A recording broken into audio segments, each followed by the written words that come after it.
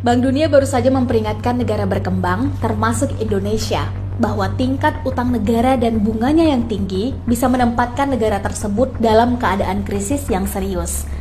Peringatan seperti ini tentu harus disikapi secara serius, mengingat negara kita punya kebiasaan berutang yang sangat besar dan berbunga tinggi dalam beberapa tahun terakhir ini.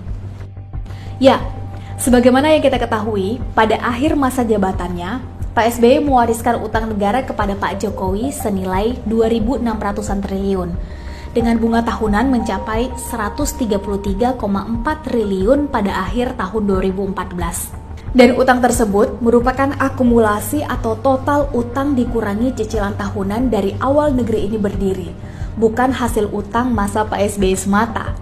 Artinya, itu total utang 6 presiden pertama negeri kita, dari masa Presiden Soekarno sampai masa Presiden SBY berakhir di tahun 2014. Dan kita tentu layak kaget, bagaimana bisa setelah 9 tahun Pak Jokowi memerintah, utang tersebut melonjak berkali-kali lipat menjadi 8.000 triliun jumlahnya, atau 3 kali lipat dari jumlah total utang 6 presiden pertama negeri kita.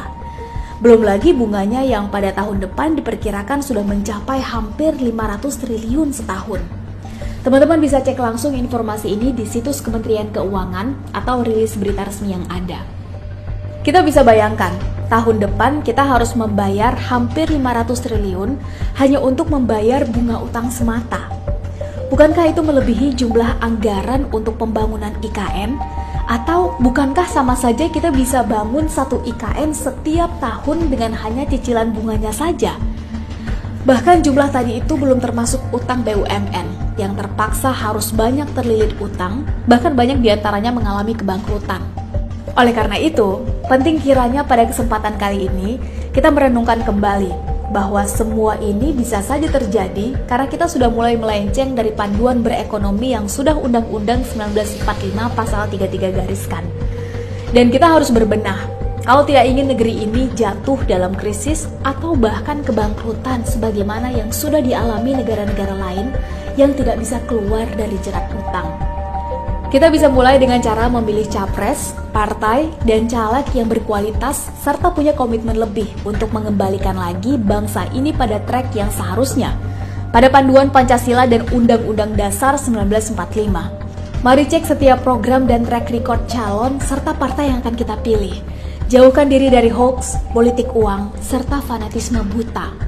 Ingat teman-teman, pemilu itu sesuatu yang serius untuk menentukan nasib kita 5 tahun ke depan. Pemilu bukan candaan dan hura-hura. Pemilu jauh lebih bermakna dari itu.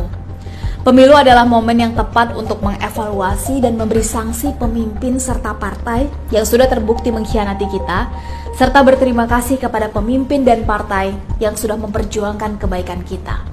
Jangan golput, gunakan suara kita. Satu suara akan sangat berarti apabila dijatuhkan kepada mereka yang memang layak mendapatkannya.